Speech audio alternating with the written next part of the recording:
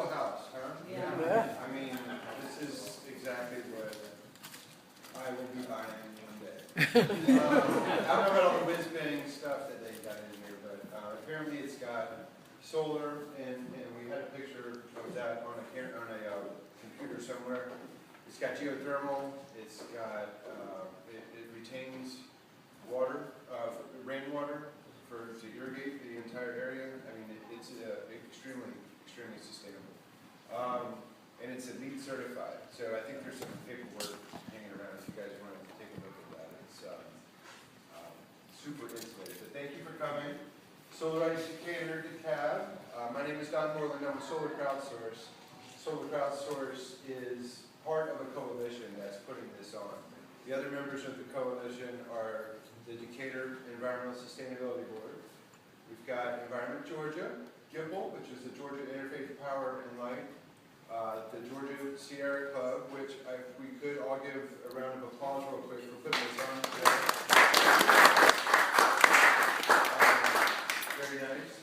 And Solar CrowdSource. So together we formed a coalition, and we issued an RFP out to the solar community. We got a few bids back, and lo and behold, Creative Solar won our residential bid. This is Russell Seifert with Creative Solar. And Hannah Solar won the commercial. So this is JP with Hannah Solar, just to identify and ask questions of those guys. We have, it's a very long slide presentation. You guys are standing, and I know you don't want to be standing there for so long, so I'm going to kind of fly through it. If you want a copy of this, let me know, and I'll send it to you. Or if you have any questions afterwards, just let me know. Okay. So, real quick, just about solar in general. Solar is growing exponentially around the country. You see this graph right here. In 2015, we had double the growth of what we had in 2012, and it's grown even more in 2016. Are you familiar with the investment tax credit? This is a tax credit that's available for all residents and commercial purchasers of solar equipment. They get a 30% tax credit when they file their taxes the following year. And if you can't use all of that tax credit in that 1 year, then you can carry it forward for a number of future years. So it's been really the main policy driver with solar. George Bush Jr.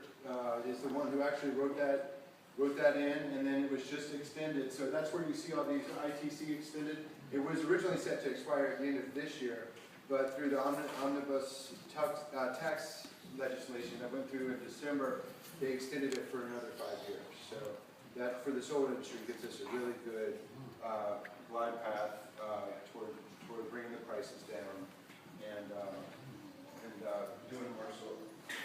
For commercial, you actually get even more tax incentives, but JP will talk about that.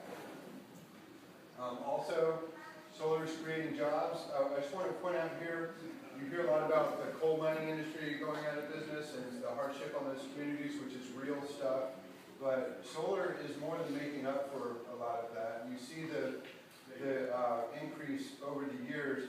Here's oil and gas extraction up here. Coal mining is the orange one in the middle.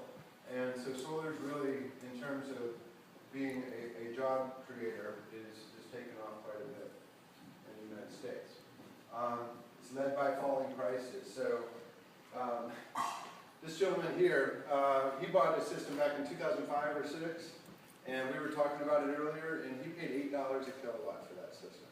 He got a really nice rate plan from Georgia Power, but you can see the pricing has come down quite a bit all the way to 2016. Now these prices are typically based on utility scale. Residential is always going to be a little higher than utility scale just because economies of scale comes with doing those big projects. But the utility scale has actually been the driver that has helped bring down the pricing for residential as well. So, can you tell me what the numbers are? yeah, I mean, originally we started at $8, around 750. This is in 2009. And now here in the first half of 2016, we're just under $2 a watt. Wow. The technology is, it's getting more efficient. We're going to talk about warranties and stuff like that in a minute, but prices have even come down even more this year. So right now is about as affordable as I think I've ever seen solar since I've been in it for 6 years now. So really good time. Here's where we are in Georgia. I won't go through all of this, but solar is here and it's here to stay. We're proud of all the members that we have, and that keeps growing. In 2015, we installed about 250 megawatts. Right now, we have almost half of a gigawatt installed, but that's set to double by the end of this year. There's a lot of new capacity that will be coming online. Mostly, that's going to be utility scale. And then with the latest IRP, the Integrated Resource Plan, down at the Public Service Commission, another 1.6 gigawatts of solar, or renewable energy, I should say, was approved for the next 6 years. So that's all coming up. It's still only 2% of the total mix in Georgia, even after the stuff comes in this year. So we have a long way to go as far as rapidly accelerating the adoption of solar in Georgia and evening out our renewable energy portfolio for the state.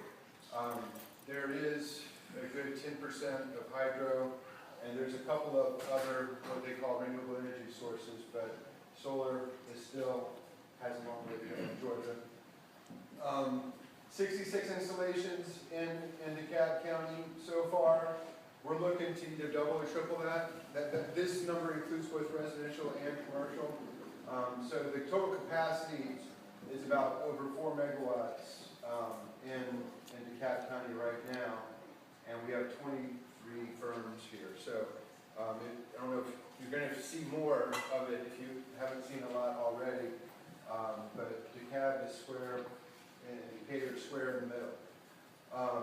Solar basics. How much, are you guys pretty sophisticated solar people?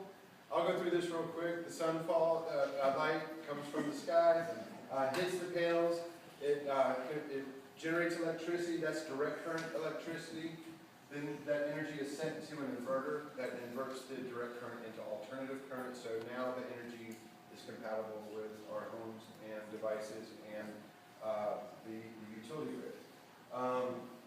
If you generate more electricity than what you're actually using, then you can send that back to the grid. You hear the concept of your meter spinning backwards. That's called net metering. In Georgia, actually, we have bidirectional metering.